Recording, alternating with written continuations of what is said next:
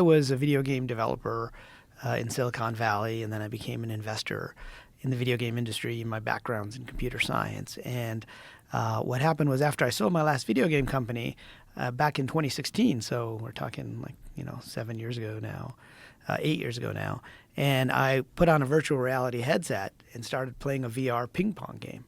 Right, now these headsets were even bigger than they are now, and they were wired, so there's no mistaking you're in virtual reality. But what happened was that the ping pong game was so realistic that for a moment my brain forgot that this wasn't a real game of table tennis. So much so that I tried to put the paddle down on the table, and I tried to lean against the table.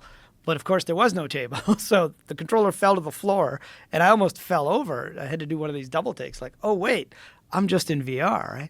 So I started to think about how long would it take us to build something like the Matrix, something that's so immersive that you would forget, right, that you were inside a video game. And so that led me to this idea of the simulation point, which is a kind of technological singularity. But then I started to research things like quantum physics and some of the mysteries around, the observer effect and quantum mechanics.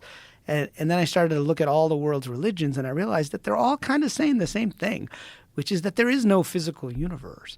And so, that led me to the conclusion that we are most likely inside